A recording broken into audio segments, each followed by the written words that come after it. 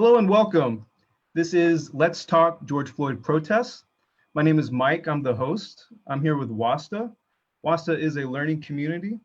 Currently we're based in Rabat, where we are working with a community to create resources to engage with each other and discuss many options and topics that are important to all of us. This is also in partnership with Global Shapers, the Saleh Hub, and I'm also with my wife, Iman. Hi, everyone. I'm the curator of the Global Shapers Saleh Hub. Global Shapers is a network that's affiliated to the World Economic Forum. And it's a group of people, of young people who are making an impact and driving change in their community, and who are interested in taking an active role in the future. Welcome to everyone. Great. So today, what we're going to do is we're going to have discussions, but first, what will precede will be speakers. We have three amazing speakers, and I'm going to tell you a little bit about them, and then I'll get into the agenda for today. Our first speaker that will go is Camille Moore, and I'm going to just quickly get what I will say about her. So Camille Moore holds a BA from Oakwood University in International Relations and a master's degree from Heinz College in Public Policy and Management. She is an energy fellow with the Congressional Black Caucus Foundation and served as an energy and environment policy advisor on the U.S. Helsinki Commission. We're very glad to have her, and she's going to talk. I'll let her introduce what she will talk when she goes. Our second speaker is Emma Northcott, and Emma, I have her here, is a program manager at the National Association of State Workforce Agencies based in Washington, D.C. In her free time, she participates in various grassroots efforts that support mutual aid, political education, protests, hospitality, and the release of detainees. Our third speaker is Amy Hunt. Amy Hunt is the lead product designer at a tech startup in the US. She previously lived in New York City for 6 years, where she learned what it meant or what it means to be an activist and an ally. This past October, where she lives with her partner, 2 cats, and 5 chickens. I'm very pleased. These three speakers are going to talk on different parts about the George Floyd protests. And after each of their talks, we're going to have a chance for all of you that are participating and listening to engage in small group discussions where each of these speakers and myself and Iman will be the leader of the small group where we will facilitate the discussion. If you have any questions, please type so in the chat. We have 2 moderators that will be checking and responding. They will also record your questions. Just to save time, you can keep your questions until the small group discussions or until the very end when we will have just a section for questions and answers. So if you can, please save those for the end. I'm very excited to get this going. So without further ado, welcome to Let's Talk George Floyd Protests. As some of you have heard, I hope all of you actually have heard of this, George Floyd was killed by police May 25th. The result of this has been first a state, then a national, now an international movement. Something. Oh, sorry, my wife did something. I noticed that. Go ahead. It has caused all of us to think about the states, the governments, the organizations that we are living in and participating in. To not talk about it perpetuates and continues something that everyone is in the streets right now literally fighting and some dying for. That's what this discussion is to educate and to bring what is out there in a format, in a presentation that can lead to continuation and support for this cause. As you can see, another part of this is discussion of the police and the police state that is definitely a presence and something to discuss at the very least now. The police state is not something that's only related or a symptom or feature of the United States. There are police, there are systems for regulating and controlling the public in every country. What we will do here is have a little bit of discussion on this matter as well. If you can look here on the map, we have this is, I think, a live, or it's a snapshot of a live graphic demonstration of all the protests that are occurring throughout the world. As you can see, they're heavily done in the US. All states are participating, but it's not just in the US, and it's worldwide. This movement is international, it's global. This is a point, I think, of critical mass, of getting people motivated to take this into actual change, to go from protest into actual policy and systemic change. So this is history. And to get that going, I'd like to introduce Camille Moore, who will be doing a presentation of which she will introduce herself. Camille, feel free to share your screen. Okay, I am going to share.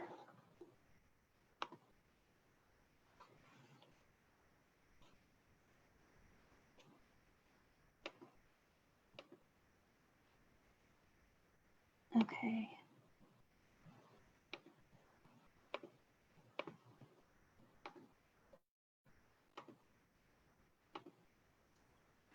While she's getting set up, I'm going to share the link for this Zoom in the chat. If you have any friends or family that are interested in joining, please share with them this link.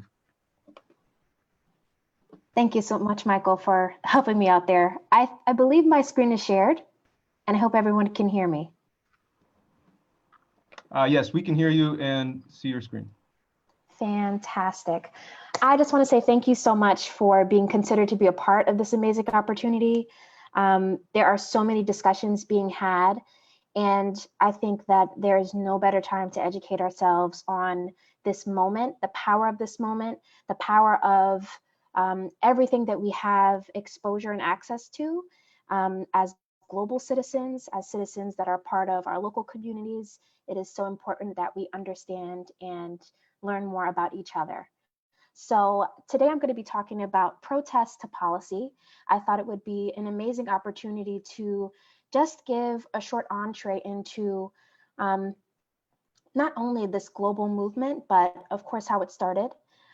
We have, like Michael said, some amazing speakers that are going to go more in depth into Black Lives Matter, into policing itself, and into resources. But my presentation today is going to give you a brief historical piece of context into how protests and civil disobedience can move into policy. I'm giving one example being the Congressional Black Caucus Foundation, of which I'm a fellow. So awesome, let's start.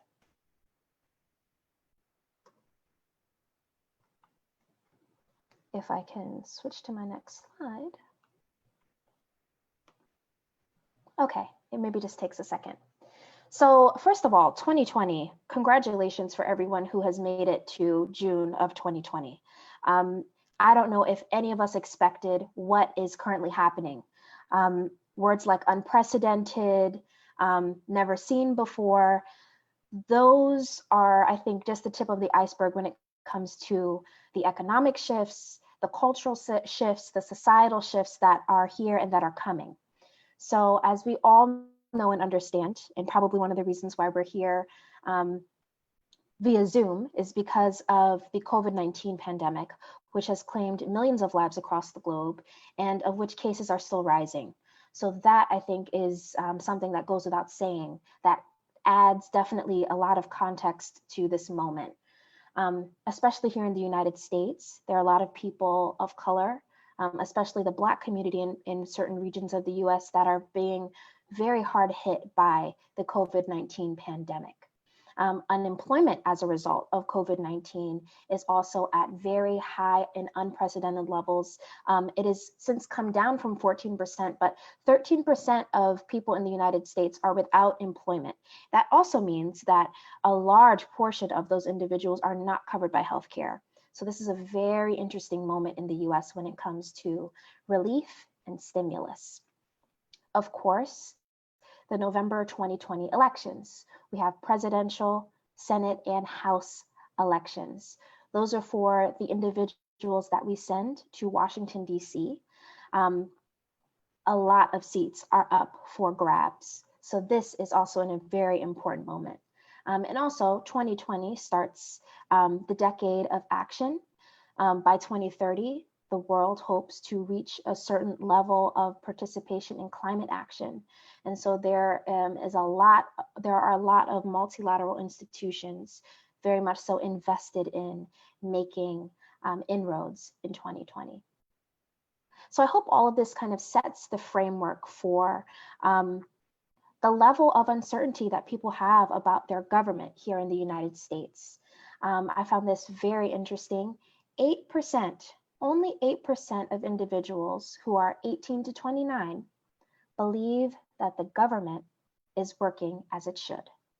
That speaks volumes to how reticent people are to not only trust multilateral institutions, but also their own government in terms of giving them resources, giving them information.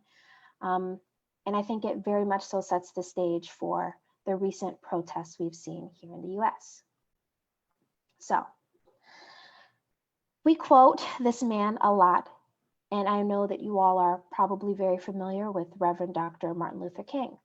But in a speech in the 50s, he talked about not only condemning riots, because there was a question that came from the crowd about condemning looting, riots, and unrest that was happening across the South due to the death of people of color and the racism and terrorism that they were experiencing. And in that, he said, rioting is the language of the unheard. And we've seen also in the previous slide, how many youth really feel like things are not working as they should at different levels of the government. So I believe all that sets the stage for what we've seen in the last couple of months.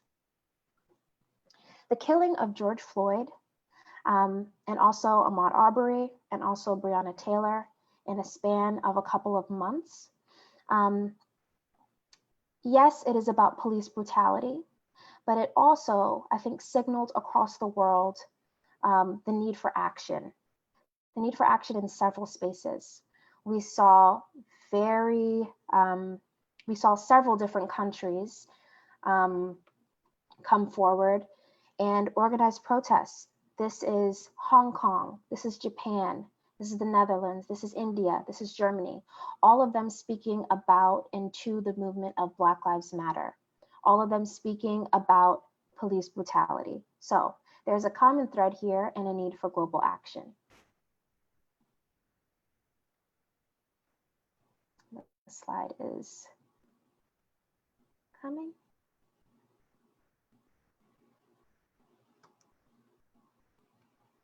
Okay, the slides are sticking. Hi, everyone. I've just posted a poll, if you're able to take it. Camille, are you able to see the poll results?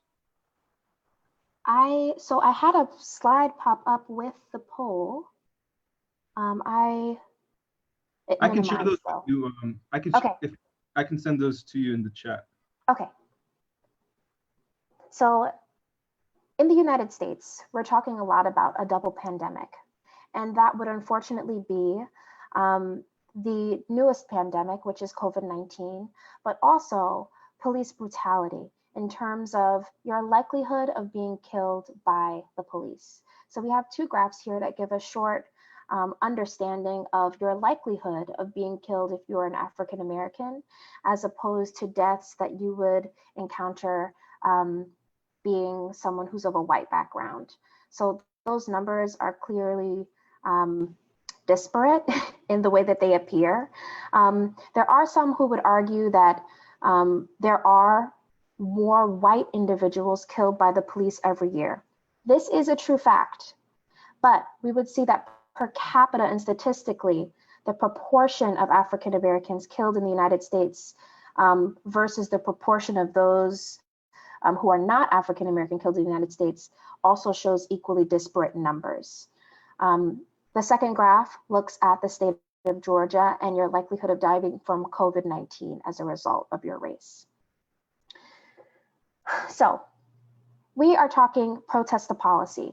And I think one wonderful example of protest to policy really solidifying the merits of a movement, taking people's frustrations and a lot of their concerns and moving it into institutional change. Here in the United States, that would be our legislative branch, along with the presidential executive branch, and with the judiciary, which is our Supreme Court, we have the legislators. Those are the folks who make the policy. And in 1971, after a result of the Civil Rights Movement, we had a group called the Congressional Black Caucus. This was a group of individuals who are legislators across the United States, not individuals from Black or white districts, but these were Black representatives who carried the voices of Black America to Congress. So in the last close to 30 years, we have seen the caucus move from 13 members to 55 members.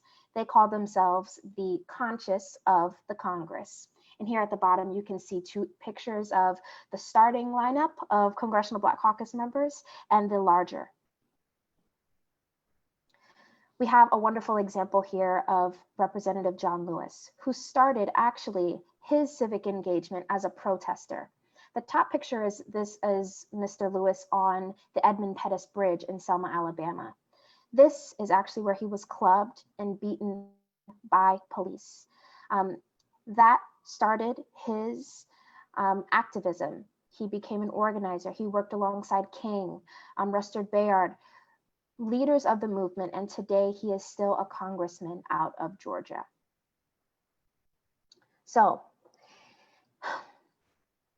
a part of the Congressional Black Caucus Foundation, the Congressional Black Caucus, becoming the powerhouse that it has, is its history with the 1965 Voting Rights Act. This was the seminal piece of legislation that came out of the civil rights era. This is when you saw police brutality at its height. This is when the revolution became televised, if you will, where images of Black and brown people being abused by the police were seen all over the world. In 1965, President Johnson signed the Voting Rights Act. We have a picture here at the bottom of MLK alongside President Johnson. But this was a time when the concerns of the people were really brought to Congress, and this bill was passed, allowing people of color to vote across the board without any of the Jim Crow era laws. So 2 weeks ago, the caucus, which is the Congressional Black Caucus, the 55-member body met with Democratic leadership, and they decided to vote on putting together a bill. This would be the Justice in Policing Act of 2020. This seminal piece of legislation, and I see the poll here. Actually, let's address the poll before we finish up with the slide. Have you ever experienced or witnessed racism? All right, we are actually neck and neck with individuals who have experienced racism and who've also witnessed it. So we're at 36% on both of those. For individuals who just experienced racism, that is about 18%, and 9% for those who haven't experienced either. I do like this question because I think it is so important to address what racism actually does to not only those who experience it, but for all those living in a society where racism is allowed. So there is, at the top of the year at the US Helsinki Commission, we actually did a hearing on general injustices, but also reparations, which is a concept that has come to the front of US politics in recent years. Racism is not good for your bottom line, for your GDP. And there are many countries, along with the United States, that are thinking more creatively around solutions of how to actually address racism within different policy areas, whether that be healthcare, housing. There are a lot of different discussions happening. So Racism in itself is not something that you have to experience personally or even witness personally for it to affect you and to affect other people in the society in which you live in a negative way. So we saw that with voting rights. Hopefully we see that also with police brutality, with even economic issues of wealth. The general disparities that we see and those that are experienced by your neighbor also affect you in a way that could be quite negative. So, Michael, is it okay if I stop sharing the results if I close out this quiz? Okay. Of course. Okay. So, from protest to policy, we have people on this call who are going to talk more about the idea of defunding the police, the history of policing. So I'm not going to go too much into those specifics, but there are a lot of demands coming from those who are protesting. From a variety of backgrounds, people are looking very critically at policing itself and modern day policing. This Justice in Policing Act of 2020 will establish more federal standards for police departments that do not currently exist. One thing that makes policing hard to regulate, and I'm not an expert on policing, but one thing that makes it hard to regulate are the disparate policies that exist at a local level for a lot of departments. There are parts of this bill that have individual departments or ask the federal government to invest in local precincts, to use some of the funds to develop community-based solutions. But this bill overall will be passed by the House, most likely, because the House is democratically run. It will then go to the US Senate, where the Senate will have the opportunity to vote on this bill, but it will more than likely be sent to President Trump's desk for a signature. So right now you have many policymakers who are looking at demands and deciding what should be a part of Justice in Policing 2020 Act. So I would love, if anyone in the discussion would like to talk about things that they think should be in a 2020 Policing Act, I think that could be a great thing to discuss as well. But we're talking about federal level proposals of what changes can be made at local police departments.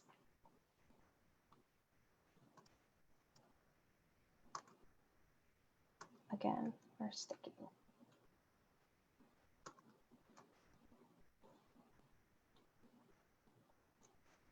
Okay, I'm clicking, I'm ready to go to the next slide. So we are headed into our discussion period. I want to thank everyone who listened to this presentation. There will be resources, and there's a resource that I shared to actually look at the text of the Justice in Policing Act. But one thing that I do want to mention is that we're talking about police brutality in these protests, but kind of what we said at the top of the slide about the year 2020 in general, there are so many issues coming to the forefront from the American protesters that we're seeing. Police brutality is one piece of that, but we're really looking at structural inequality. And I think that one reason that it's so amazing that the Global Shapers community is looking at these protests critically is that I think if you were to give a poll to all the folks who have found themselves outside in danger of contracting COVID-19, in danger of being hurt or harassed by law enforcement, the demands are really rooted in the structural inequality that we see with wealth, the inequality that we see in housing and healthcare. And police brutality is just the beginning of a lot of what individuals are looking for in terms of reform. So that's what makes 2020 such an amazing year when it comes to the various elections that we have coming up. So thank you all so much for your attention. And I look forward to the discussion period. Thank you so much, Camille. There is a question for you, actually, from the Immigrant Project. Okay. Could you kindly provide an example of a community-based policy and programs? Oh, wonderful. This is their question. Okay, so I will give a disclaimer.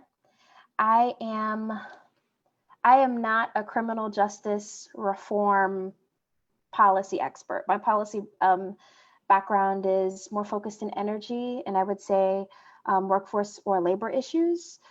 So with that being said, I can just tell you about some things that I've read, because this is a great question. When we say defund the police, I have a friend who says, when we say defund the police, we mean defund the police. And I think case in point, it could be that simple there, or it could be that complicated. Community-based policing is a solution that many are talking about. And when I think in what I've read, when people are pushed to talk about actual examples, there are a variety that happen because policing happens at a local level. One example of community-based policing that I heard of was a system in which there were individuals who were part of the emergency response team. So that was a level where policy became much more integrated. So they had social workers, they had individuals who were specialized in mental health, so that when a call comes in, and it might not necessarily be one in which armed officers are required, you had a deeper bench of folks with diverse skills who could respond to emergency situations. So I don't have a specific precinct or a specific city where this was implemented, but this was a response that I heard from an activist who was questioned in an NPR interview. So I'll let Emma and Amy maybe talk more about specific examples, but I think that question maybe comes from Apoorva. Apoorva, I can send you the article that I also read, so. I can mention the situation where a community came together to defund the police last year, 2019, in Durham, North Carolina. They decided that they would not bring on any new police officers, I think this year. So they reallocated those funds directly into their community. Yeah, and Emma just posted something great, and Amy has more resources. So we'll make sure to follow up with you, Apoorva. I'll make sure that we have a better answer to your question. So it's like the police and community work together to solve problems of that community, right? Yeah. Perfect. So thank you, Camille, for speaking and sharing your experience and the brief background of the matter, because we believe that knowing the roots of the problem is the beginning of a new solution. And that's what you did. So thank you so much for your talk. Thank you. I do have a question though. Sure. I hope it doesn't take so much time, but they say, no offense, racism is built on the DNA of America.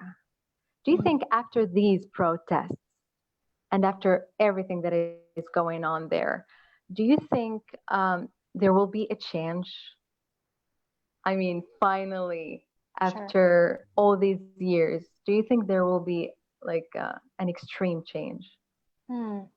Okay. There is something, and I want to quote it correctly, but a similar question was asked to a representative. Actually, this came from a professor who I'd spoken with last week around kind of these topics. And he was saying that the importance of this moment is, a reason why this moment is so important is because we have the power to ask for anything that we want to happen. So it's almost as if this moment is as powerful and impactful as you believe it is. If you would have told me that the US House and Senate were going to pass trillions of dollars in economic stimulus for the American people, or even that there was going to be a COVID-19 pandemic, or that a lot of things that have happened in the last couple months have happened, I wouldn't have believed you. I think that one thing that is so exciting about this moment is that for the first time in a long time, there is a multi-generational, multicultural, and we have representation from many different economic backgrounds. They are with one voice saying something needs to change. The voice might not be as solid as far as what does need to change, but I think right now we have the ability to really ask for whatever it is that we want to ask for. So, you know, there's a pragmatic part of policy to say, okay, so what do we put in the bill? And then there's also the very hopeful side that says, we want a different outcome. We want to reimagine a society where people can feel safe and people can be healthy. So as far as America's foundation, that has never stopped America from making improvements upon itself. So that's my optimistic answer to that question. Amazing. I totally agree with you. Thank you so much. Thank you. Before moving on, there's another question by Sally B. She said, or he said, I don't know, don't you think a part of the solution is to assess the trainings of police officers? Most definitely, most definitely. And that is a large portion of the discussions that are being had are not only about defunding the police, but are also looking at the structuring of police academies, of police training. There are parts of, and I don't have the exact section, but a part of the Justice and Policing Act would be specific provisions to increase oversight and to also ask for more, I guess, there would be more provisions written in that ask for accountability when it comes to money spent, when it comes to incidents, deaths. There would need to be a lot more reasoning around or justification for actions. So that's a good step in the right direction. So that is a good question, and that's true. Thank you. Thank you, Camila, and thank you all for asking those questions. We're also going to have an opportunity at the end of all small group discussions to address all the questions. Mary Menasma, you're doing a great job. If they're going to be also monitoring the questions, and we'll be able to reference them when we get back to the question and answer period, right before we conclude. What we're going to do now is we're going to get into small groups. For some of you that this might be the first time, this is within Zoom. You're going to get a link to go into something called a breakout room. A breakout room is a smaller Zoom session within a Zoom session. So you are going to be sent to a group with about 4 other people. One of these people will be a facilitator leader, myself, one of the speakers, Asma or Miriam, and you will be given prompts for discussion. I will send that to each group. This is something that you can choose to discuss, or based on the questions that you may have with the speaker, you could get into another topic as well. I'd also just like to add some just general rules. We are doing this to learn of each other's perspectives, to educate each other. We must show respect, tolerance, and of all utmost, an open mind to hearing others' perspectives. So with that being said, I'm going to start the breakout rooms, and you will all get a prompt discussion in your group to discuss. You don't all have to communicate, but take this as an opportunity to just to listen And if you're more comfortable with it, please share, as that's the point of these small groups. So I'm gonna start the breakout rooms. We're gonna go to the breakout room, and then we're gonna come back. In each of these breakout rooms, if one person can be the summarizer of what you discussed, try to, in about 30 seconds to 1 minute, when we come back together, share, and I will give you the video access to share, and this way we can get a good idea of what all the groups were talking about. Any questions, please share it in the comments in the chat room, and I'll be able to answer those too. All right, we're going to the breakout rooms.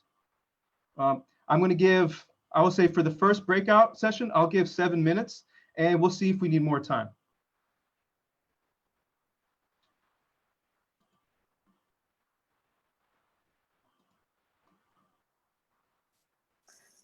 I also want to add, if you're uncomfortable speaking or being on video, it's okay to listen too. Stick around.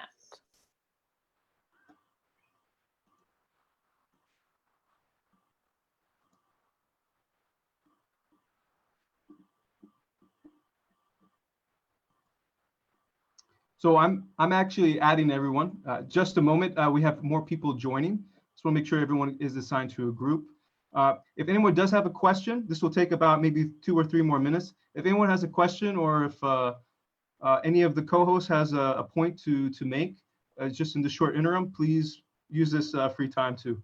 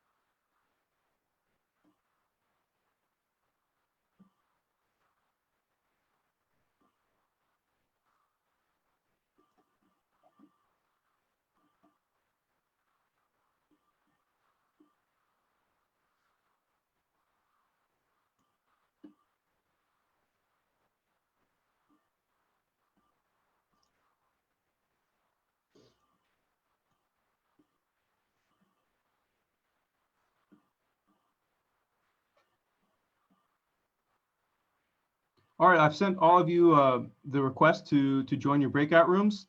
I'll be jumping in and out, and enjoy. Let's have a discussion.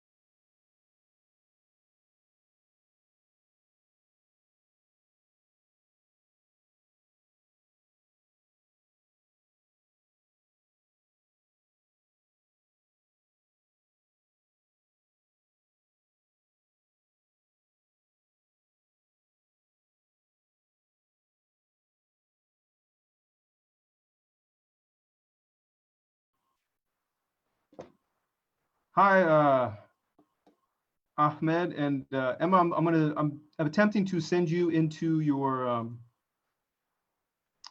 into a group. So if you're still with me, just a moment.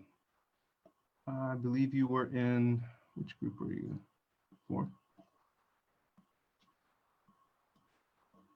Okay.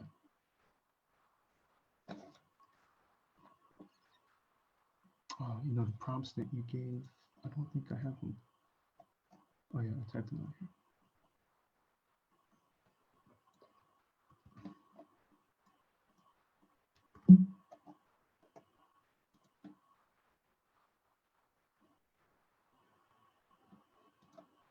Why is this not copying anything?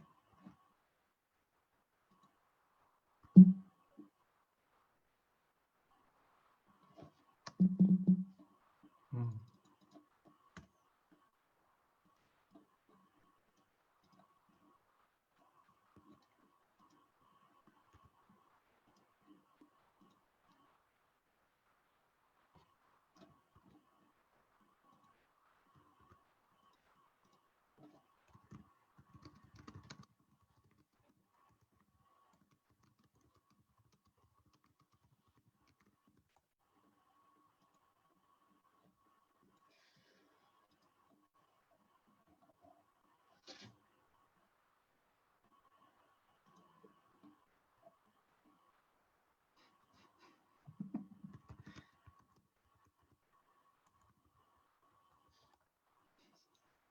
You can't just say,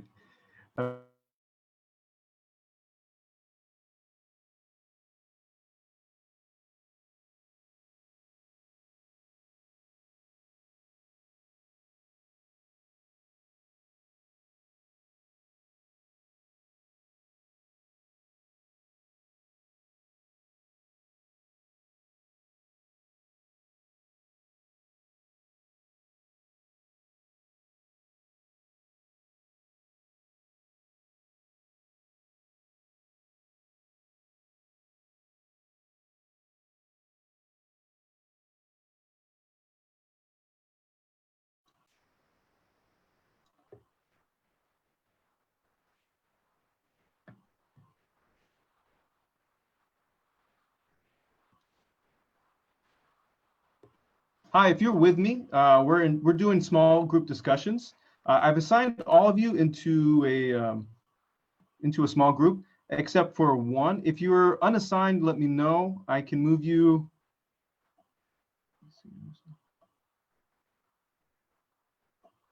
Oh yeah, group 3. Group. He's a, no, he wants to be with Muhammad, so he's 3.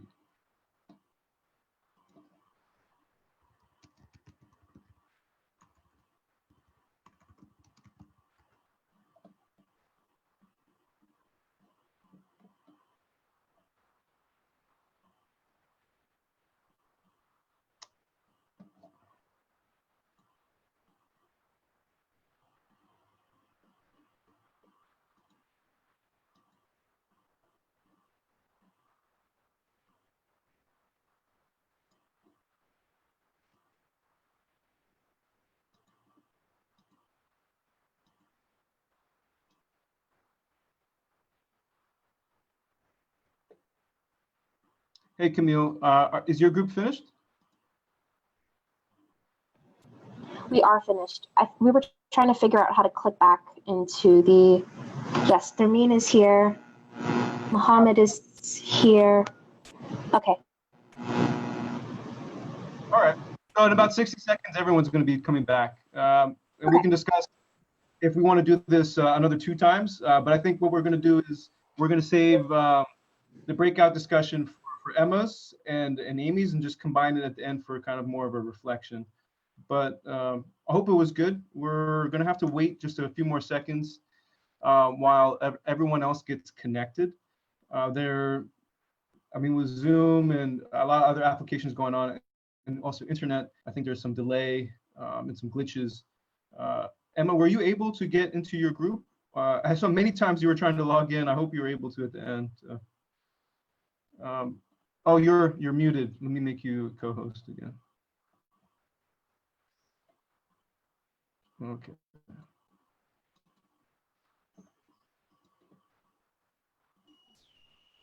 Thanks, Michael. No problem. Thanks for hanging in there. Yep. Sorry for the technical issues. How it happens. It really does. Oh, Camila got cut off and she had so much, she was on a roll. I took as many notes as I could. Oh. Well, it was quite the process to get into the breakout rooms, just to avoid losing a few more people and some stress on our physical bodies, psychologically, and also on the internet. We're going to not do another breakout room after yours, Emma. We're actually going to continue straight to Amy, and then at the end we'll have a final reflection where we can go over that. What I'd like to do right now is I did mention for each group to have one person to kind of summarize and present what they discussed. What I'd like to do is go from group 1 down to group 5. Keep your summary within 30 seconds to 1 minute, as succinct as you can. And Camille, I'll let you be the one to handle those in response form. And after this, we'll move on to our second speaker. Okay, awesome. Thank you so much. So my group 3 will be somewhere in the middle. So it'd be great to hear from group 1.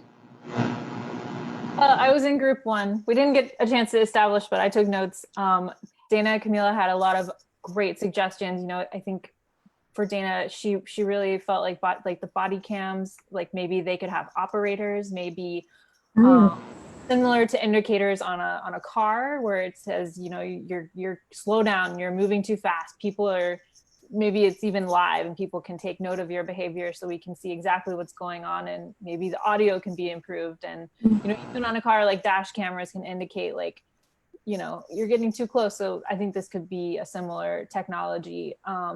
Also, yes, a better checks and balances system within the police, making it safer to speak out against colleagues. We also, I just want to finish up with Camila's words on, you know, I think we have tried to reform for a long time. Reform doesn't work. We need to start defunding. We need to move these funds into the community, and we need to be proactive to understand what our communities actually need and fill them with those funds. Love all of those suggestions. I think the last point is really salient. One thing that we should not do is put too much faith in better technology helping out with the issue. It is a structural problem. And no matter how fast or fancy or how technologically advanced, if we were to augment it with AI, we would only magnify the issues that exist. So wonderful suggestions. All of those are great. Accountability, registries, all of those are wonderful. But a really important piece is to make sure that we are changing the structural issues. All right, group number 2. Let's hear from group number 2. I don't remember which group I was. I think I'm number 2. So what we talked about, like we had a pretty good conversation. We talked about like App asked a question, like, is it okay to address Black people as Black people? Sean, who studies communication and media, answered that she is a Black Latina, and there's no problem in calling her like a Black person, so there's no problem. And also we talked about that racism is a multifaceted problem. Like it don't have only one layer. It has multiple layers. Like it occurs because of enslavement and Native Americans from the early history, and also we've talked about how this racism is so unfortunate for people all over the world, and that. And also I've heard like an experience of Rylan, who who haven't experienced racism, and he grew up in a community where racism is there's no racism in his community or nor in his school. And he said it's a great opportunity to learn what other people think about racism and how it affects other people. Mm-hmm. Those are really good points. Yeah. There's one thing that I'm sorry? The question the question, yeah? Is it okay to address Black people as Black people? No? Yes. Yeah. What I wanted to say, and I think it goes through all of the comments that you made, especially for the comment that talked about racism not existing where they are. Racism is everywhere. It is everywhere. And so if you're not aware of it, get to know folks who you think might encounter those issues. Ask questions of your friends. Really educate yourself and be aware, I think, of what others are going through, because people experience racism in many different ways. As far as a preference of what it is that you'd like to be called, ask people on an individual basis, because I know for myself, I am Black with a capital B, and that's it. There's no question about, being able to reference me as Black. But for some people, they prefer African American. For some people, their Blackness actually comes from a country. If it weren't for institutional slavery, I would know that I came from Ghana or Nigeria or from a different nation. So be sure to ask people their preference in a way so that you can be mindful of how it is that people would want to be addressed. But that's great. And you won't offend them. Yeah, thank you so much. Group 3, Nirma was part of my group, so I'd love to get her 30-second readout. Nermeen.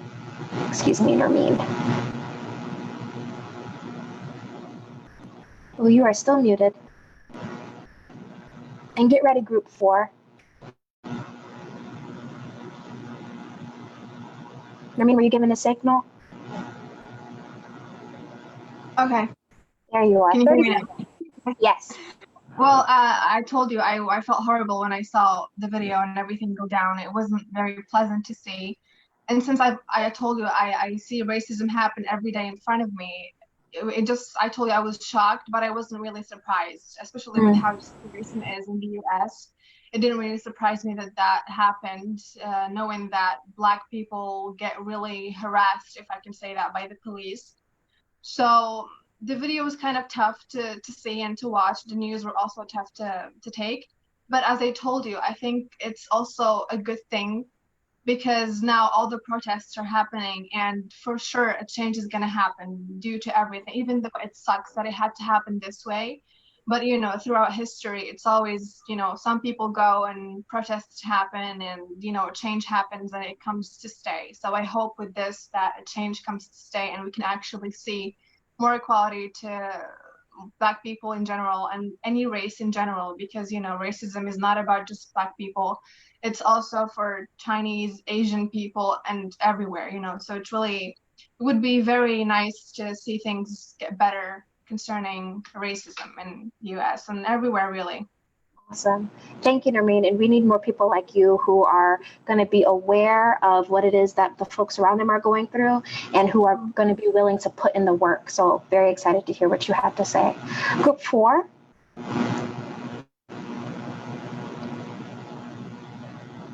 Breakout group 4.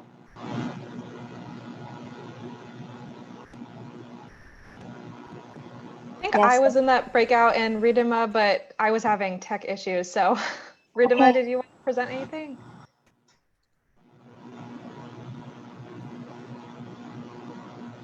You're still muted.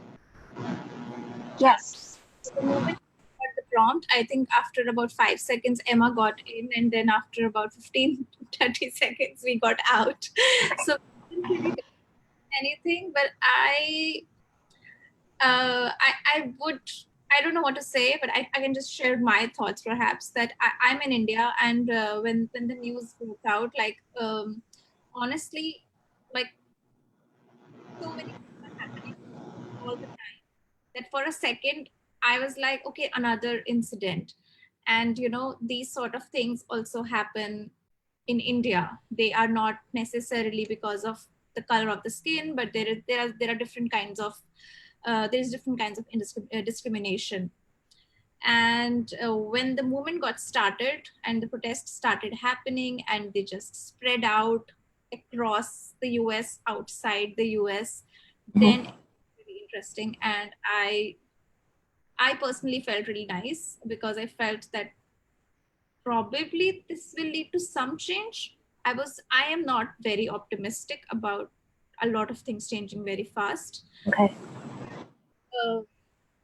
But yes, I did feel it some sort of a milestone, and I was not angry about people looting or breaking things. I felt this happens when someone loses a game. That's a good point. Not to make a big deal out of it, and this is very, very systemic bias and discrimination which is happening in the States. So yeah, I mean, probably you should have done a little bit more, is like, I felt my heart went out to those protesters. Yeah. Ridhima, it's so nice to see you as well. And thank you so much for your comments. Group 5, finally group 5. While group 5 is coming up, Ridhima, a really important thing that a lot of policy makers understand is incrementalism. We don't necessarily have to be optimistic that everything will change in one fell swoop, but we can make those, specific policy changes. So that's a great point. Group 5? I think we were part of the group 5, right? I didn't know which group we were. But there is a person that I really liked. Her name is Madwa. I would like her to talk for this because she was very, very eloquent. And also Hamza, amazing thoughts. Please join us. Yes, please. We would love to hear from you. Hi. Madwa. Yeah, you hear me? Yes, we can. Yes. Read out from your group. Amazing ideas. Please. Oh, I mean, I really just talked about, so I'm from Montreal, Canada, and talked about how the acknowledgement of systemic racism is important from our authorities. Gave the example of how, like, the Prime Minister of Canada acknowledged systemic racism, but the premier of our province still doesn't want to. But most of the policy change, for example, when it comes to police brutality or discrimination when it comes to employment, happens at least like in our country, happens at the provincial level, and just having this being acknowledged is just a crucial step. So here there's been a lot of protests in the past 2 weeks, not just to denounce George Floyd's death in the US, but also to say that we're not importing problems from the US. There's this perspective about Canada being this enchanted country, this promised land where everything is very awesome, but we think about the Underground Railroad as being like everything that happened after that is very sweet, but it's absolutely not the case. And here we know that Black and brown people are 4 to 5 times more likely to be stopped by the police, and it's documented by our Human Rights Commission. And we know that depending on your last name, if you have a old stock last name versus if you have an immigrant last name, you're most likely not to be called for a job when 2 resumes are equal. And again, this is documented by our Human Rights Commission. So there is a lot of change going on, and to me, 2020 is really our 1968. That there's no way back. Amazing. Hamza is also raising his hand. Could you please tell us what you think about all of this? We discussed the matter of protests in Morocco. Are they going to happen? Or is there anything? Yeah, please, Hamza, go ahead. So basically, I think that the protest might not necessarily happen for 2 reasons. The first reason is that the Moroccan government will not be as flexible about allowing protests as other countries might during the quarantine period. And the second thing is because already something happened this week that people did not go out and protest for. which is a pedophile that raped a little girl who was 7 years old. And also as a case that is similar, a Moroccan immigrant in Spain was killed by 5 officers, very similarly to how Floyd was killed. We also talked in our group about if we have racism in Morocco, and of course we do have racism in Morocco, but we don't have, to some degree, the white privilege. We do have foreigner privilege. Foreigner is always treated better and always have a better status and everything. But within Morocco, racism is to some extent is limited to mixed marriages, to some terminology that is used. For example, any sub-Saharan immigrant in Morocco, they get addressed with the word mon ami, which translates to my friend. And of course, you are categorizing a whole group of people using my friend. It's not really a nice thing to do, even if the word itself might sound as a positive word, but it connotates some racism by categorization. Yeah, and we also have some words that we target and address Moroccan blacks. So the danger in our case is that a lot of Moroccans don't recognize that they are being racist. They love their friends, they love their black friends and everything, but the way the language, the usage of the language, and the way they socialize with them is very racist, that only the black person would be able to tell that side of the story. Yeah, it's like it's also built on our DNA to use some words we're not even conscious of. Thank you so much, Hamza. Thank you so much. Those were amazing comments. You know, it only takes us listening to the experiences of others to understand the nuance of how discrimination colors different societies. So those are really good comments and really good things to be aware of.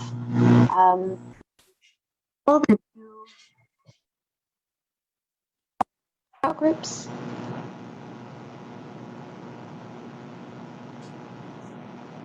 I'm sorry, I couldn't hear it, Camila. Are you finished? Were you able to go through all the groups? Correct? Yes, we've gone through all the groups. We had really good comments from each, and I think that we are finished with our session, at least for our first breakout session. Yeah.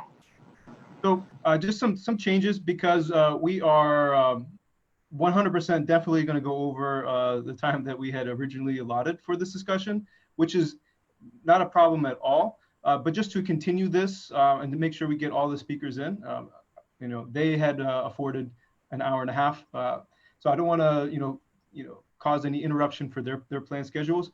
But it's I think when thinking about this topic and this issue and how we're considering 2 countries now and how they are experiencing these topics and situations, an hour and a half can only scratch the surface of this, and there's so much to be said and discussed that if you'd like, we're going to have another breakout session at the end, just so we can get through all the speakers and we can do the polls. But at the end, we're going to have a breakout session where we can really delve into these, and that still won't be enough time. So look forward, if you're able to connect with us. I'll share some links. This way we can do this again and go into some other issues. Hamza, you brought up a lot of great points too, that I think we could continue, especially on the Moroccan side, and go into the terminology, the kind of inherent things that are just brought out that can connect with this.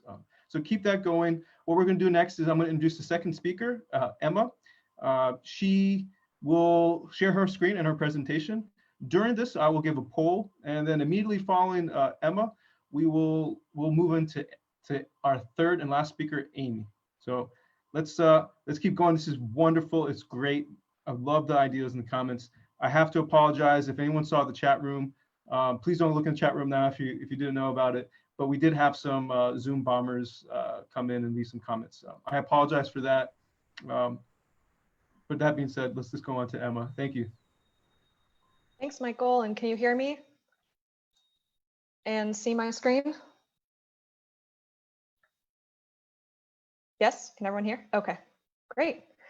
Well, thank you again so much for the invitation to be a part of it. There have been some fantastic discussions already.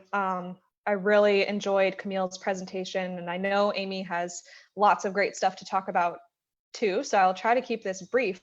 But in a nutshell, what I want to talk about is just step back and do a brief history of policing in the United States, talk about that policing and military technology piece a little bit, because I think that's one aspect that is increasingly a global concern.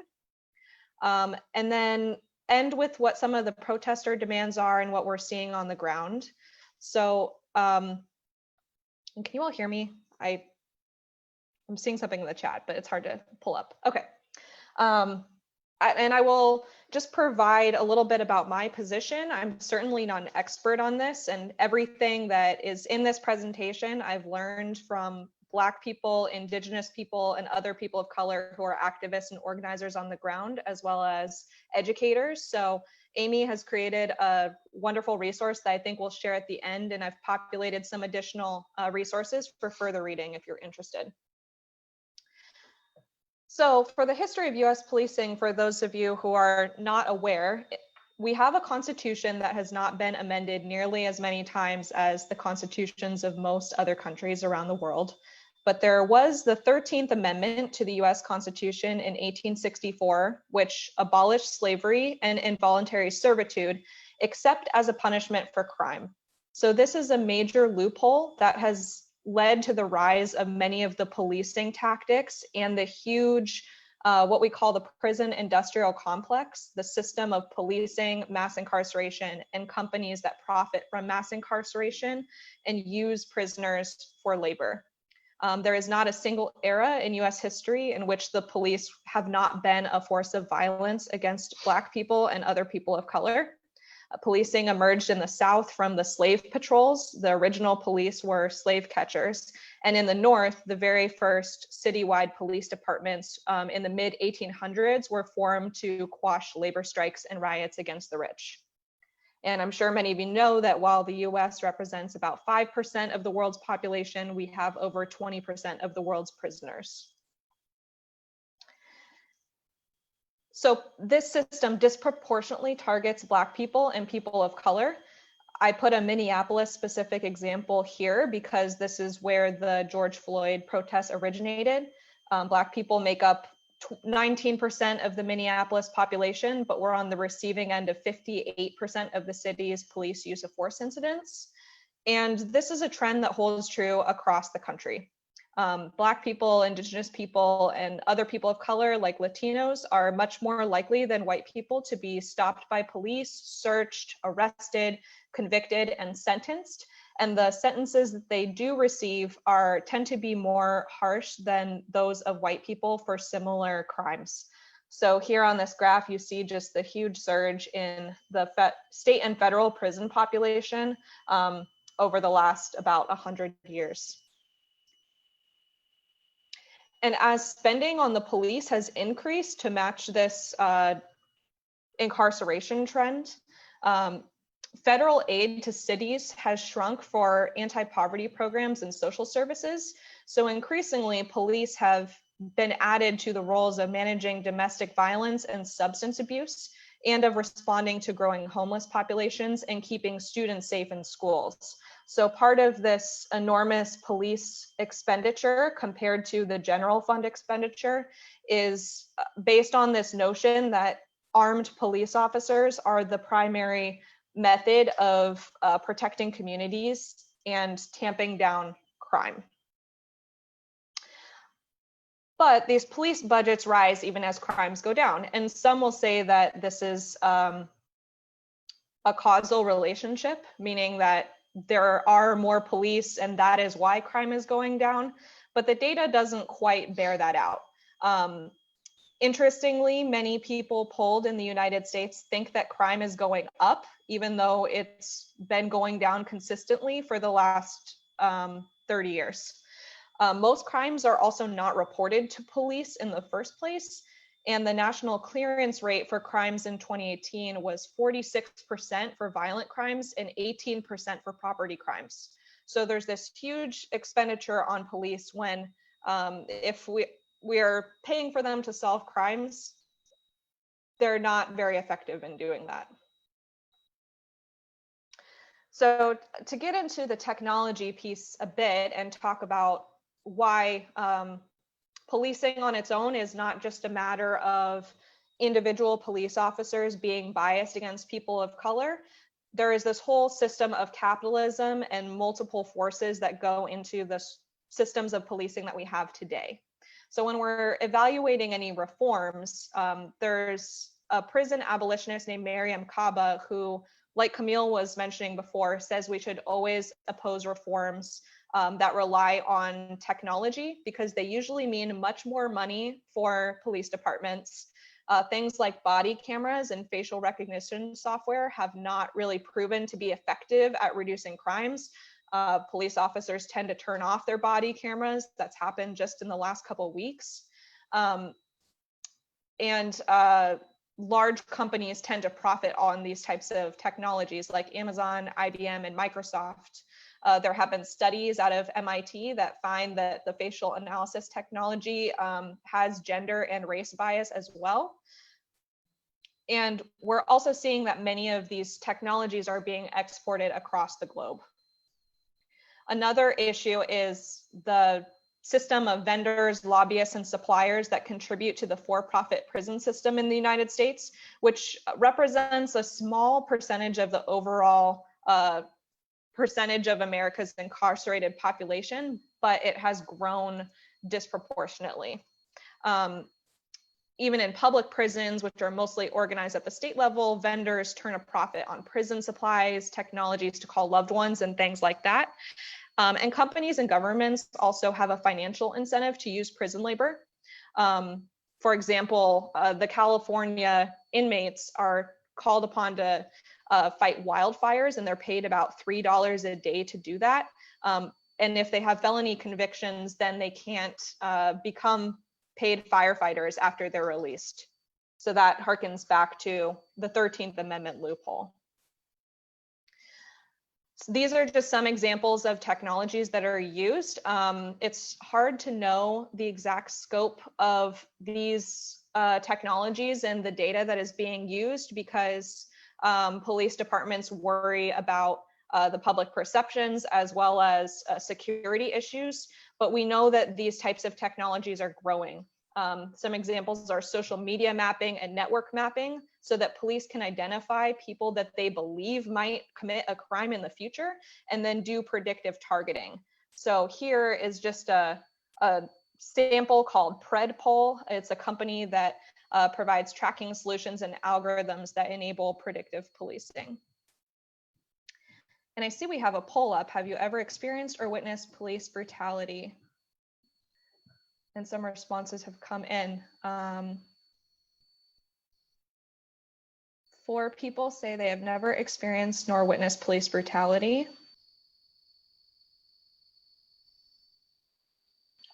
I'll leave that up as we continue moving through. So I'm sure many of you have seen images on the news of police wearing helmets and masks, toting assault rifles, and riding in armored vehicles. And these are not isolated incidents. They represent nationwide and global trends of police militarization. These photos are from the Ferguson, Missouri protests in 2016 after the killing of Mike Brown. And on the right are the Hong Kong protests last year. There are various federal programs that provide surplus military equipment, along with the police department's own purchases that give officers firepower that is often far beyond what is necessary if we are truly viewing police as individuals who are supposed to be keeping our communities safe. And this leads to dangerous escalations, and we're seeing that today in these protests. Just to offer my own opinion, I think it's startling to know that many of these police departments know they are being filmed by plenty of protesters around and are still brutalizing protesters. So one could say, and I'll say as my opinion, they know that they're being filmed and this is them on their best behavior. So that should concern us. It's also not unprecedented for protesters to be targeted by police after the fact. A few videos have come out this week of people who attended protests being visited by police at their homes afterwards and interrogated. Some of the weapons and military ammunitions that are used against protesters include tear gas, rubber bullets, and pepper spray. This is especially concerning with COVID-19 because tear gas and pepper spray make you cough, wheeze, and cry. So that only will contribute to the spread. I think I'm going to end this poll. So it looks like we're fairly even between people witnessing police brutality and never witnessing. And one person has experienced police brutality.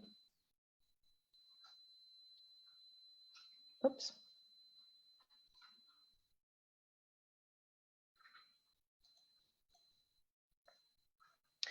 So now I'm going to talk just very briefly about the solutions.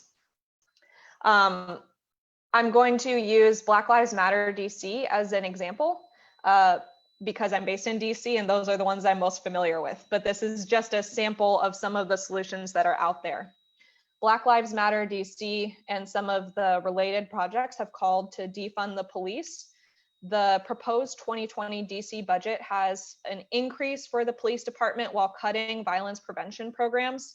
I put the example in the chat before of the Office of Neighborhood and Safety Engagement and Violence Interrupter programs.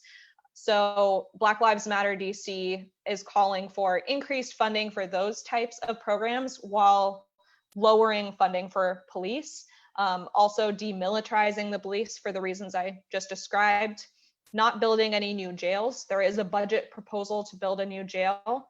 And we know that when jails are in communities, that's only an incentive to use them as a solution for other problems. At the same time, we can remove police from schools, decriminalize sex work, drop charges against protesters, and dissolve police unions, which have been really effective at pushing back against some of these proposed regulations for police officers. That money from defunding the police could be reallocated to increase services to formerly incarcerated DC residents, increasing availability of high quality childcare, improving housing, and things like that that would reduce crime overall. And right here on the right, this is a national campaign launched called 8 to Abolition, which includes some of these reforms. And if you want to look it up separately, they have rationales for each of these 8 proposed reforms. And I'll end with ways to support protesters that I think could apply to whatever context protests pop up. Collecting and distributing supplies, which is more important than ever during COVID-19. So I've been part of a small effort to gather and disseminate out to protesters on the front lines things like water, granola bars, and because of COVID-19, fresh masks, which are important if you've been pepper sprayed, hand sanitizer, goggles to protect your eyes from projectiles that might be thrown during protests, basic first aid, and portable phone chargers are always a need. It's important to communicate securely with end-to-end encryption if possible. Through, these are just some platforms as an example. Making signs so the message is loud is clear, monitoring social media, police scanners if possible, and other news to provide information to people who might be attending protests in person. Donating to organizers and bail funds as protesters are arrested. Later today, I'll be submitting testimony to the DC local government about their proposed budget and educating others about the cause. And all of these ways are important to support protesters, not only in the moment, but also signaling support gives protesters strength to continue. I know that offering our small distribution center in DC, which is what I see as like the least we can do, has been important. Even if protesters don't use our supplies, they say it gives them endurance to know that that resource is only a few blocks away. And just for context, the Montgomery bus boycott, which Dr. Martin Luther King helped lead in the 60s, lasted over a year. So some people are gearing up for the long haul, and I think it will be interesting to see if this is the type of protest that goes on and becomes one of those global uprisings that sustains for however long it takes. And I think I'll end there. Thank you, Emma. We do have one question. Since we're not doing breakout rooms, let's just, I don't know if you can see that in the chat. It's from Aporva. We can see it at the bottom. It says, could you please break down further on what defunding the police, what that meaning is, what effective policy would look like? Yeah. So with the caveat that I am not an expert on this and am learning like all of you, calls to defund the police usually mean just that. Defund the police. Their police department budgets tend to be enormous, and reallocate that money towards things like housing, installing streetlights, providing alternatives for violence interruption programs, and mental health services. That includes social workers and community-based organizations that are unarmed and can intervene in the types of situations where police tend to be called, and there's really no reason for an armed police officer to show up in those situations. For example, we know that people with mental illness are actually more likely to encounter violence from the police. And so reallocating the money to these types of programs can be an effective way to drive down crime and stop violence while making more effective use of public dollars.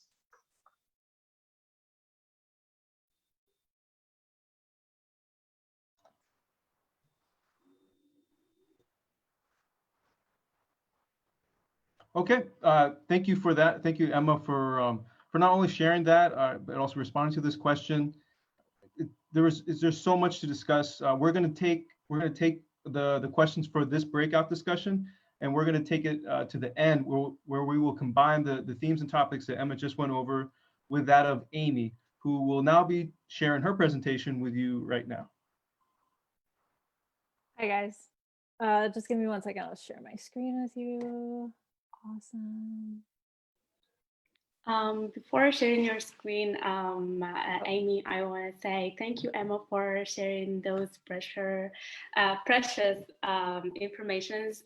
Truly, I've learned from this. I didn't know a lot about how police are becoming more militarized, and protesters are being visited by the police after the protest. So thank you so much for those valuable information. Thank you.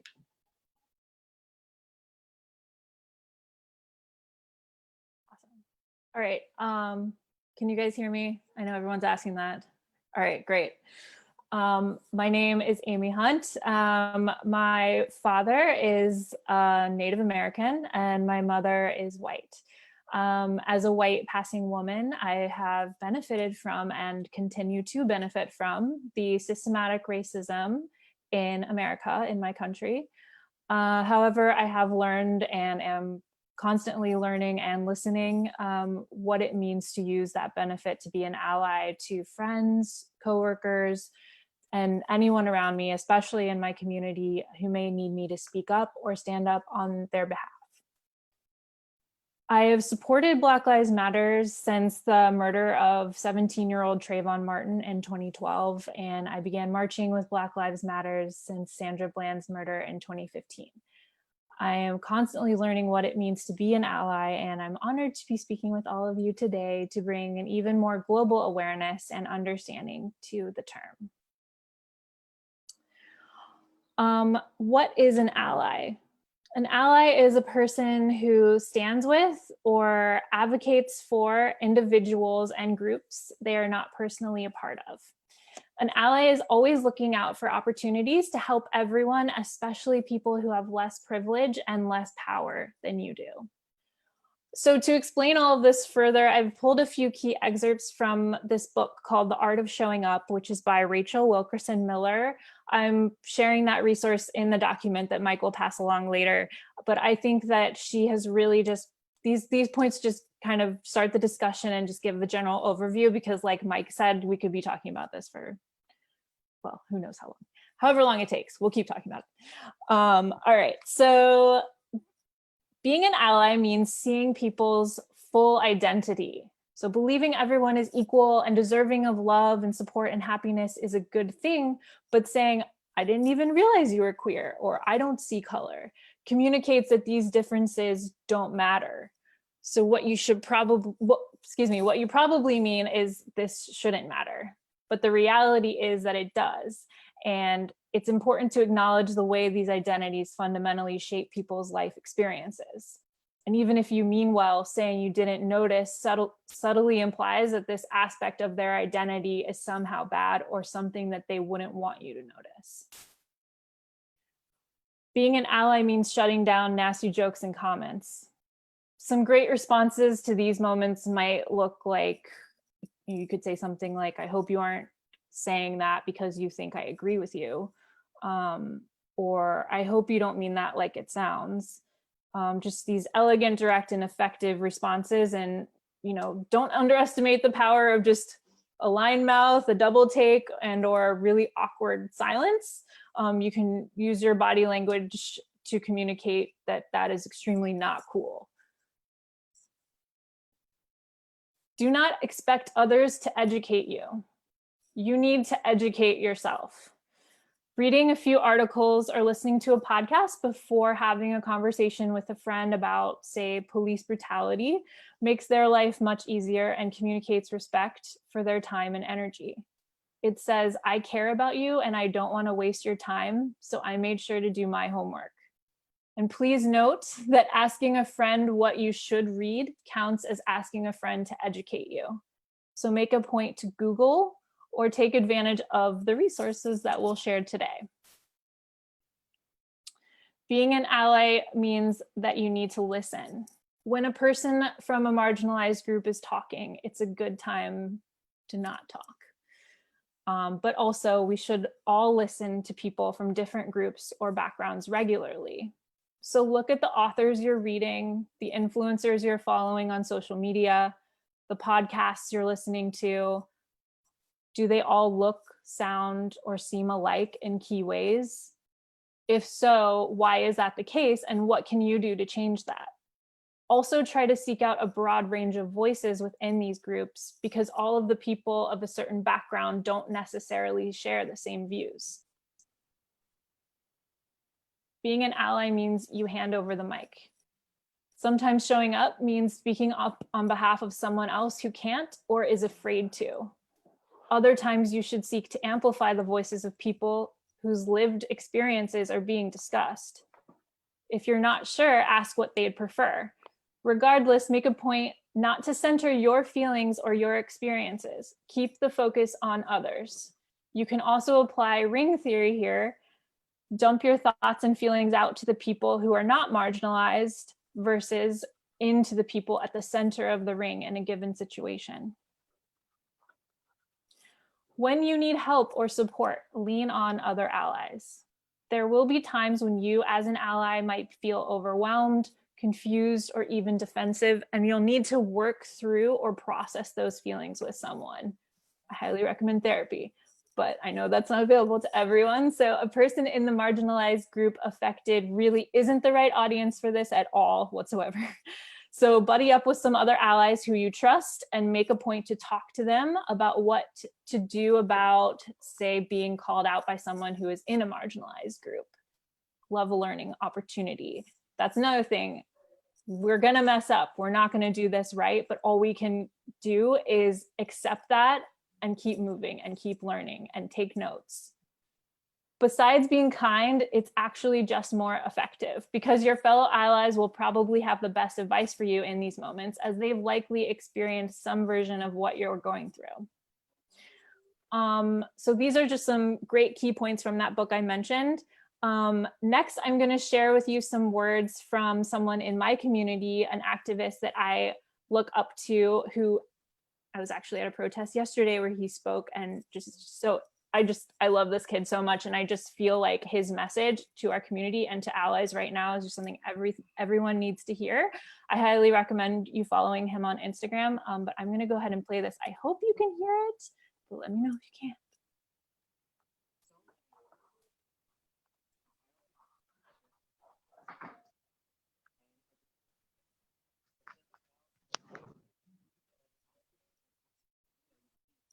I don't think we're able to hear it properly. I think. Okay. Let Yeah, me I take can't out my hear it, headphones. I think if I can play it. Yeah. You should be able to hear. 1 second. So many of us are using our platforms to cry out for justice, share important information and resources, and educate each other. The thing about social media, though, is that it often reinforces what we already believe. As a POC or as an ally, standing in solidarity with the jury of our like-minded peers is necessary in these times. But in order to have a lasting impact, it is vital for us to create an open dialogue with our family and friends who do not yet care about or understand the significant impact of racial inequality within our society. I know that it's easier to excuse a conversation or an offhand comment, especially if it wasn't intended to be harmful. However, if the impact of somebody's words or actions perpetuates a racist mindset, it is essential for us to step past our own discomfort and create an honest dialogue.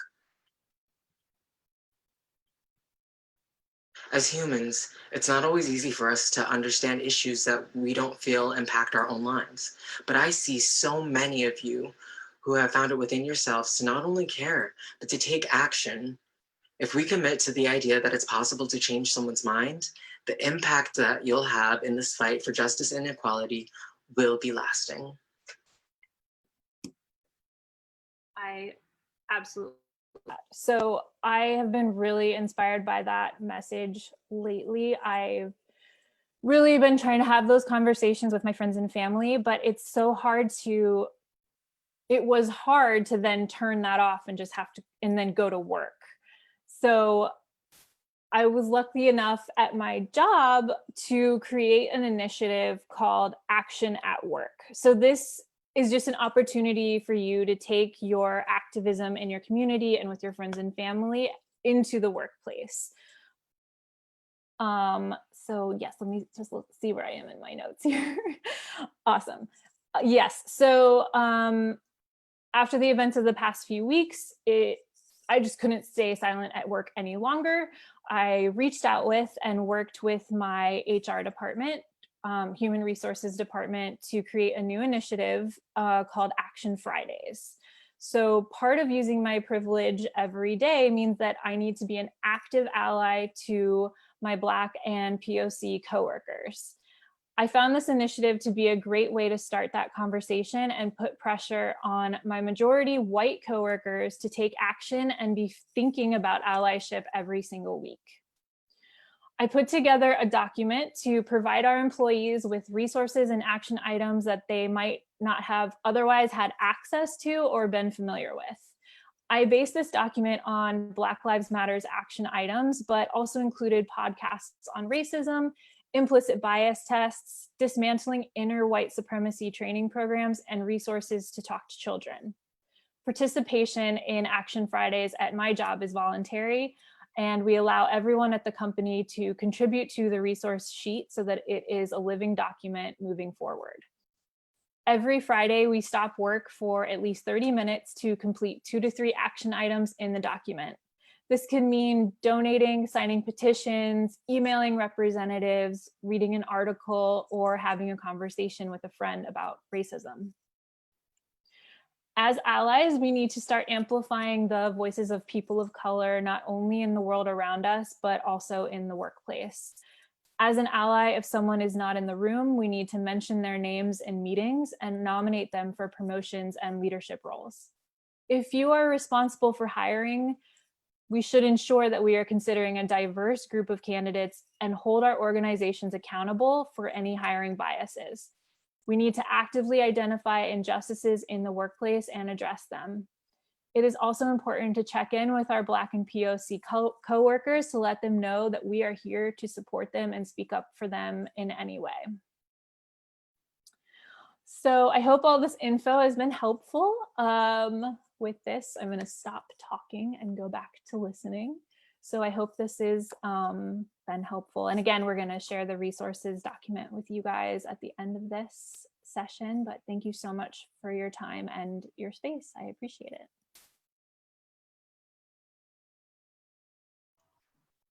Great. Thank you so much, Amy, for sharing. There's a lot to take away with that. And I'm so glad that we're going to have a resource document to share. This document has resources not only from Amy, that she spoke about, but also has recommended readings and videos and other media to check out from Camille and also Emma. We also, in that document, it's a Google Doc, so you'll be able to comment. There's a space for all of you to make a comment and suggest and add your own resources that you think are useful. Think of this as a living document that can grow and something that you reference and also share. One that perhaps if you are working with an organization that you could share with your HR and continue this. A lot of this is education, what we're doing here, but we want to take this to the next step and to put it into action and continue this cause. What we're going to do now is I'd like to briefly get into a question and answer. If any of you have questions, for about 5 minutes. I want to put somewhat of a limit on this. And then after this, we're going to get into small group discussions based on prompts or your own ideas within those groups. If you would like to have another discussion within those groups, take it out, have your own private afterwards. We would love to encourage that. Make sure you stick around. I'm going to share some links very soon. These links will be either to continue this conversation, to access the resources, to follow the page. Wasta, if we do more events like this, which I really hope we do, you'll be able to get updates there. So again, thank you all to our three speakers, Camille, Emma, and Amy. What you presented was wonderful. It was salient, and it was practical and in a language in setting that I think is conducive to not only just learning, but hopefully action. So thank you for that. What we're going to do now is, if anyone has questions here, okay, if there are no questions, what we'll do is we're going to get into breakout room one more time, and this will be to discuss Emma's presentation as well as Amy's. We'll have discussion prompts on this, and after that we'll come back together and share. For this one, I'll give 10 minutes, as some people had suggested they wanted more time. If you have any technical difficulties, I'll be in the main chat room if you need support, and I'll be jumping in and out to provide that. One thing to consider for all the small group leaders and facilitators, because I have a setting for everyone to be muted automatically and not be able to unmute themselves, which was actually a very good call. We had some people that I'm glad couldn't talk. Because of that, when you get into your small groups, you may need to allow people. You have to unmute everyone in that small group. So if no one's talking, it's probably because they're muted. So that being said, we're going to start the breakout room. At this point, it's going to take me another 2 minutes to put people in rooms for the breakout. Asma or Miriam, if you have any comments or questions for the three speakers, this would be a good time to ask it, as there most likely will be silence while I'm doing the breakout rooms. Yes, thank you, Mike, and thank you, both of you. Your presentations were amazing. I do have a question, but it is not only for the speakers, it is also for the audience. I mean, we are surrounded by so much negativity in the media. I'm sure there are some media students in here. So do you think media has any role in furthering the injustice? I mean, does media contribute in racism? What do you think, guys?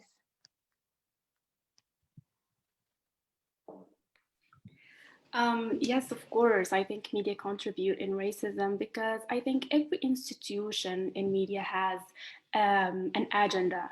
and they try to promote it so that people can acquire the same ideologies and just be like achieve, and they are the ones who lead the path, and they are the ones who should follow.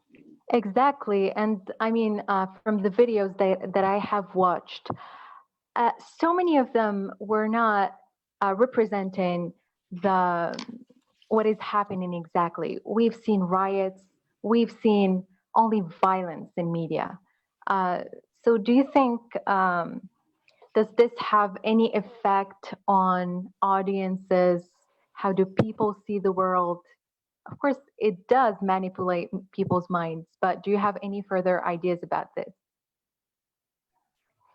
Sean said yes, media conglomerate and gatekeeping. Yes, Sean is a media student, as she said, and yeah, she expressed her opinion like it's definitely a good gatekeeping. Amazing. Nermin, also, hello, Nermin. I'm sure you have something to say about this. The floor is yours. Oh, I will unmute you. Okay. Please do. Can you hear me now? Yes, we can. You're glitching on me a little bit. Do you have any comments? Actually, you know, with everything that's happening, I think racism, we're getting used to it, you know, every single day because, you know, we live in Morocco and we know how racism works here. I think that's sometimes even worse than what happens in the US because if you're an immigrant and you come to Morocco, you kind of see it every day. And we saw videos on people who shared their experience with how people treat them, and it's really, you know, heartbreaking. I mean, you know, getting jobs is not enough, and being able to kind of live okay is not enough. You need to also feel welcomed, which I don't think many immigrants feel here. And with incidents like what happened in the US, you know, it really gets you thinking about if racism will ever get to an end. Because if someone is racist, then I don't think it's going to take an incident like this to change their mind, because they would always find an excuse for it, which I think is one of the biggest reasons that racism got to where it is today. And of course, media plays a huge role because, you know, as we know, it's media that gives that image off of which people base their opinions. So it takes a huge part on what people think and the conclusions that people get to. It's due media because we use our social media all the time. We read articles every single day, and every platform has an opinion. And you know, if you don't take a minute to completely analyze what you're reading and actually have a critical mind to get to those conclusions that are unbiased and are cohesive, you will always be lost. And if you don't end up being lost between a lot of opinions, you might also think that incidents like what happened to George Floyd was completely, you know, justified and has an excuse. So I think it's very important that before we take in anything from media, we need to really think things through and do our own research. Just like Amy said, it's very important to educate ourselves, whether it's about the history or how the reactions that we're seeing. I think it's very important to gather all of that so that we can come up to a conclusion, as I said, very cohesive and unbiased.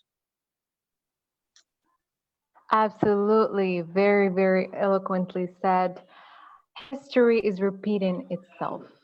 And there's here Camille who said, excuse me, let me check the, could you, Mariam, check the chat for me? Yes, Camille said exactly. Yes, critical thinking is the key. Yeah, filtering is the key. Exactly. And also Emma added. Go for it. In the US, protests have continued all week and are even growing in some cities, but many news outlets have stopped reporting on them now that looting property destruction is less common. Amazing points, everyone. Yes, thank you. I think Mike Yes. has, Yeah. You read yes, my mind, Asma. We're the breakout rooms are ready, and we're going to continue these themes possibly in the breakout rooms, depending on what prompts generally those are interested in. You'll have a chance to talk about these and others in this time. We're actually I've reduced the breakout rooms to just 3, and they are going to be headed by the speakers. So there'll be plenty of opportunity to discuss with them. If there's any questions, technical ones, you can stay in the main room or come back or message me privately, and I'll be there to support you. Again, great comments, everyone, and please bring those into the breakout room. We'll come back as one to review. And again, if we have gone over the threshold of time that we had originally allotted, it's understandable if any of you need to leave. I have shared some links. Most importantly, the link to access all the resources mentioned in this discussion. It's a docs.google.com link. It's the last link that I shared. Please access this. You'll be able to find all the resources, the media that we have recommended and spoken about. So please make sure you check that out. It's in the chat. I'm going to send you all into the breakout room now, where we can continue this conversation and really synthesize what's been said today.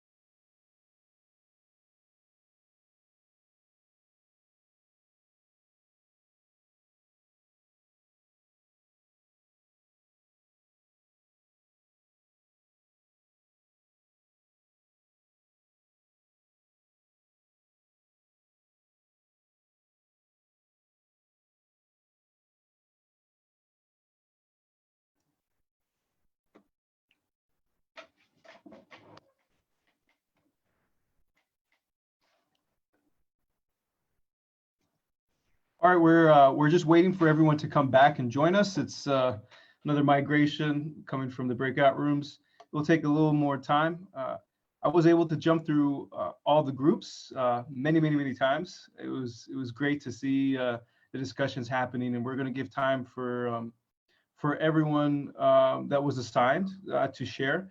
If any of you co-hosts want to give someone else the chance to speak, please do. You have that power and ability. If you don't know how or just want me to do it, I'm happy to do it for you. Just let me know, and I can, if you say their name, I can go find it for them. I think we've got everyone back. If anyone's still trapped in breakout room purgatory, I'll find them. But for now, we're going to get going. Let's see. Amy, you went last. When we did the breakout rooms with Camille, she kind of went through. Amy, would you mind going through groups 1, 2, and 3, kind of just facilitating the share outs and the reflections? Yes, and I don't remember what group I was in. My group name number.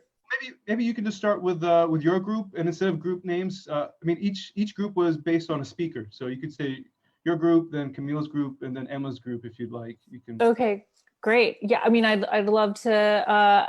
You know, Shawnee was in my group, and she had a ton of awesome things to say. She's a teacher at CUNY in New York City, and I'd love for her to share some of that with a larger group. Of course. We were just talking about, well, we talked about a lot of stuff. We talked about a lot of stuff. We totally talked about a lot of stuff. Let's see, all I do is talk. Okay.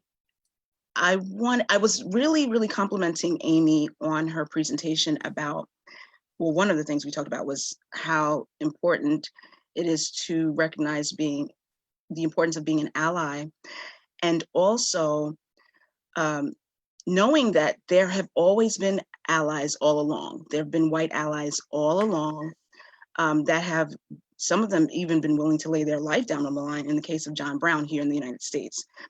And so there's just a lot there, and then educating yourself and knowing. I spoke to that point. I also talked to our group about the documentary, The 13th, which, if you want to know a little bit more about mass incarceration in the United States and, racism and discrimination and how that whole situation came about, because a lot of times, very often, we think, well, what's wrong with these Black people? Why don't they just get a job? They're so lazy, they're so this and they're so that.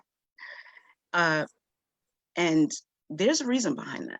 There's significant reasons behind and history and systematic racism behind that. So the 13th documentary by Ava DuVernay, if you have seen it, you know exactly what I'm talking about, because it's a few years old at this point. But if you have not seen it, I recommend it highly, because that will help you to understand a little bit more about why we're actually here. And it's rough. It's rough. It's called The 13th. It's literally just 1-3, 13th, and it's on Netflix. It's rough, so just be mindful of that. But this is rough. This is very bad and dirty and stink, and it's a horrible history that we have here. So that's, I think, another thing we talked about a lot, and I really appreciated a lot of what Emma talked about as well, because the Black Lives Matter talking about, I think it was not the defunding the police part. Oh man, I forget. I forget, but I know we talked about a lot. So yeah. I just appreciated both of your presentations, and Camille as well. I appreciated all of your presentations. I'll stop talking. No, thank you so much. And I just also want to echo something that Dana said in our first breakout group too, is, something that Shawnee and I talked about is like the overturning of 50A, which makes all of the police records public.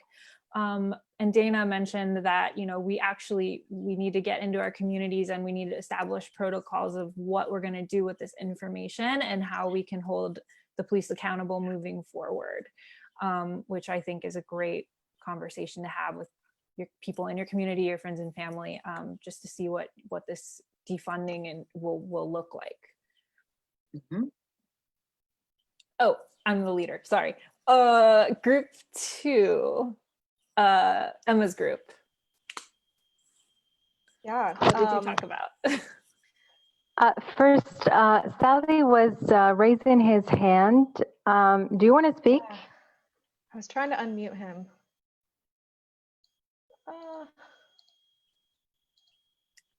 This is hard stuff, monitoring these Zoom chats. I don't know how you guys, thank you everybody who's monitoring today. Sally told me no, it wasn't an error. Just correct it. Yes, you go for it. And he said, oh no.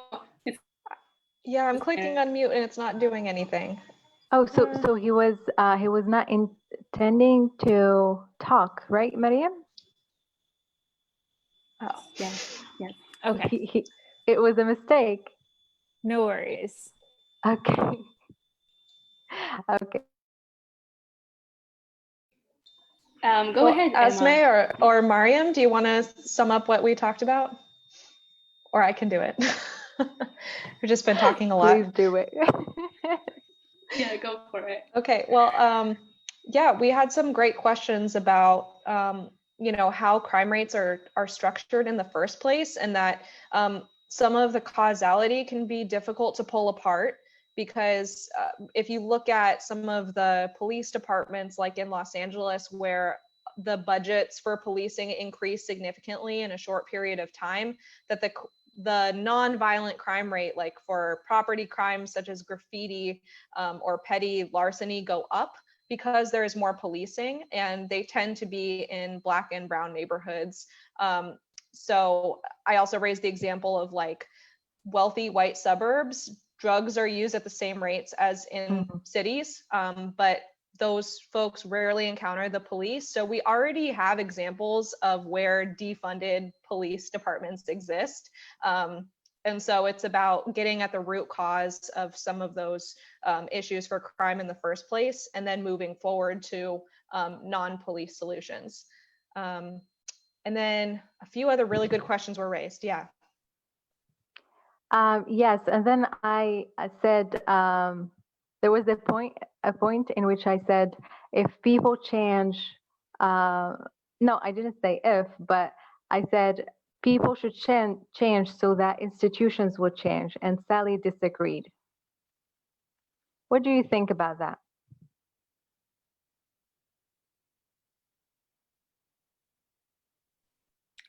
Sally disagreed about this one. I don't think so. Oh, yes, he did. He said that like nothing can happen just like, yeah, it's not in mechanical. a second, you know? It's not a condition. Absolutely. Yeah. I agree. That's true. So I think that's it. Yeah, that's however, our talk. Radia, I guess, also talked about something. I don't remember, so much ideas going on. But anyway, thank you all for your questions and your comments. It was an amazing discussion. Thank you, Emma. Awesome.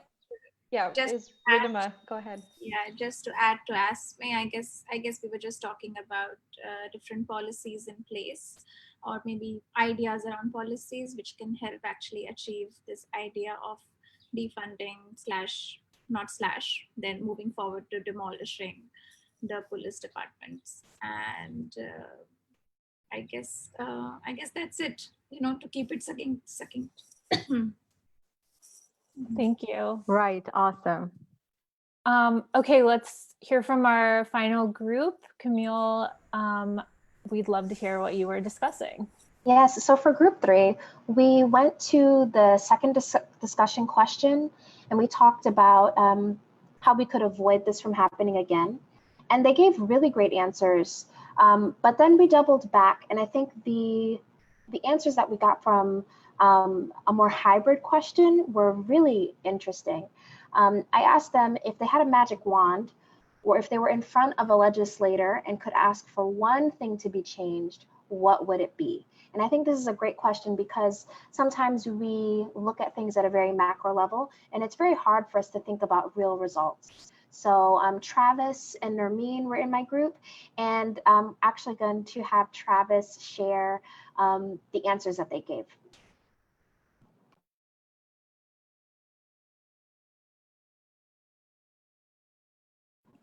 I'm working to unmute you. There you go. Okay. Well, the answer I gave, I was saying that we should just change the training of the police.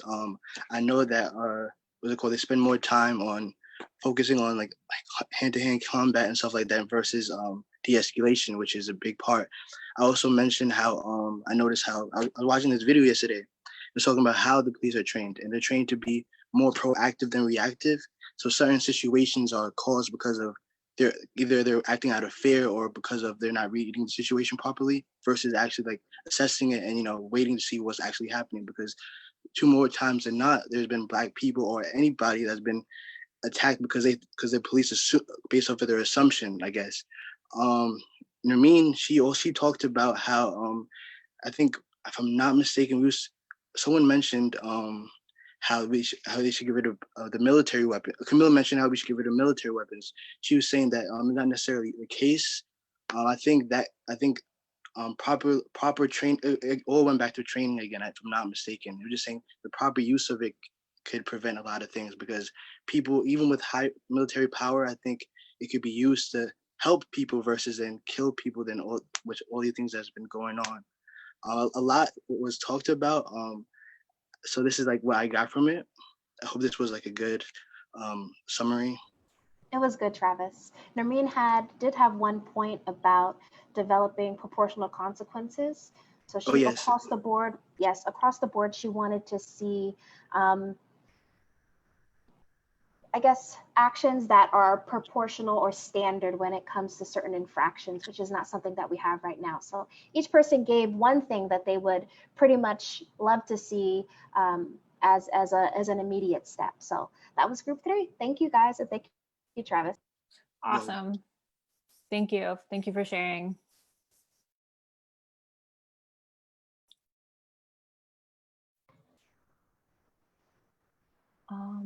All right, Mike. All right. I didn't get the chance to thank Amy for her presentation. Thank you so much for your presentation. I really learned a lot from it. Like, I've learned if someone wants the change, he or she could be the change that they are seeking.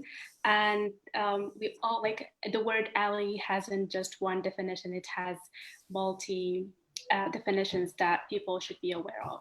And thank you so much for your presentation, which was amazing.